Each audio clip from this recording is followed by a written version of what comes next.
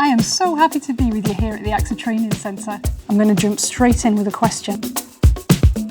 If we're thinking about a daring culture, how do you create a culture where people are brave enough to take the risk, but are also supported and are not frightened of the consequences? You try to make up for each other's mistakes. So in football, if you make a mistake, it doesn't have to lead to a goal that you're going to concede. You hope that the team creates a work rate and an environment where you can make mistakes and it doesn't hurt you. But unfortunately, we also make mistakes that do lead to goals. I make it clear that it's a mistake from you or from me. But I think it's crucial that there's a good relationship. As long as people know you want the best for him or her or for the team. It's really about acknowledging that mistake and seeing it, but having a culture where there's also collective responsibility. Mistakes are also part of the process of getting better each day.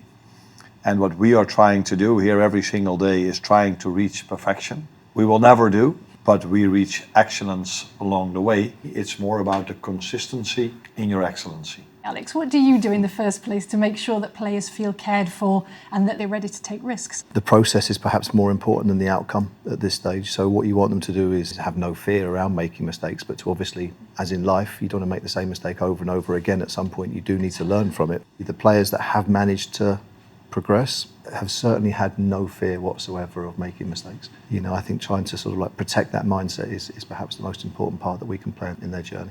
If someone makes a mistake just by not working hard enough or complacency or arrogance or whatever, I think then you should be hard on that.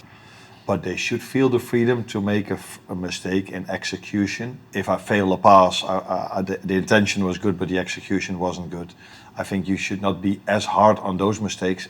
There's a risk-reward in every decision you make. At AXA, we think that there's a balance between caring and daring. How do you make sure people feel supported enough to be daring? We would work on something around engaged challenge support.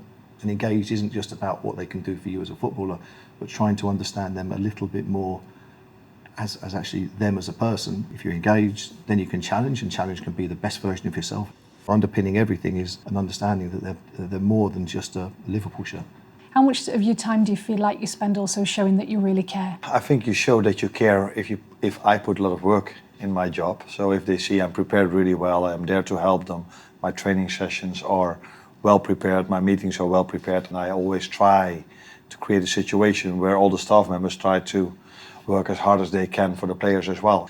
I think then they get the right feeling, and then that's also more accepted if we point out to them that they've made a mistake. Sometimes I think actually giving people the time, being there, which is exactly what he does. You know, he gives people time. Yes, it's about caring. Yes, it's about creating a culture where people can make a mistake. But in the end, here, in my place, in my position, it's also about winning. Oh, if you made a mistake, oh, it's not a problem, it's not a problem. No. We are here in a winning environment.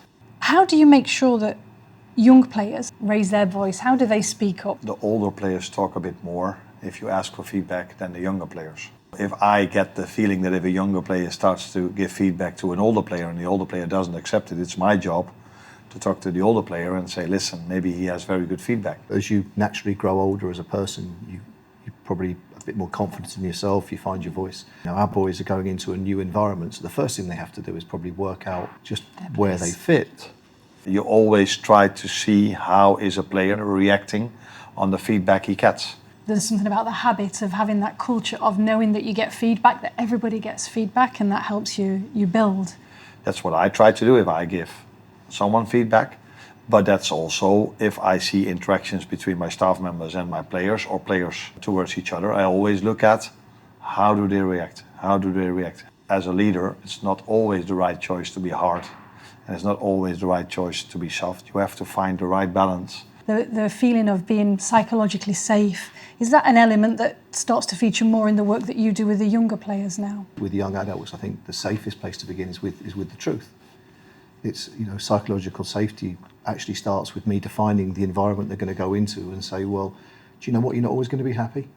Life isn't always fair. Someone is going to get the chance before you think you deserve it. As long as you understand there are certain truths of football or truths of life, that's building resilience. There is so much information, so much data. There are so many places we can take feedback from. How do you make sure you focus really on that feedback that's useful? In my situation, I watch the game back and I hear a lot of noise, people talking to me, and all this I bring together, in my opinion, what I'm going to share with the players. It could be a choice to show them we didn't play as bad as every pundit is telling you at the moment.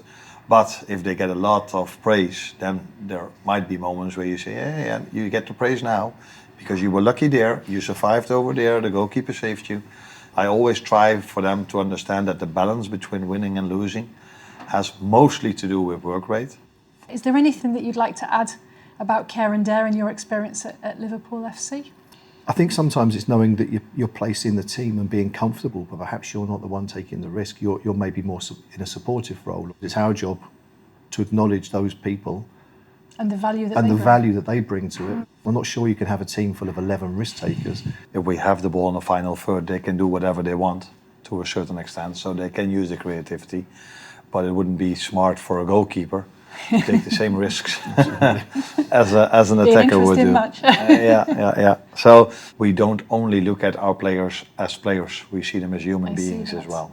Most of the time, quite young human beings who have not experienced a lot of negativity yet. And that's why it's important for us to keep seeing them as young individuals. So that connection between people, that support together, taking risks in the right way, in a calculated way. I learned a lot. Thank you very much. I really enjoyed that discussion. Thank you for your time today. Thank you, Kirsty. You're welcome.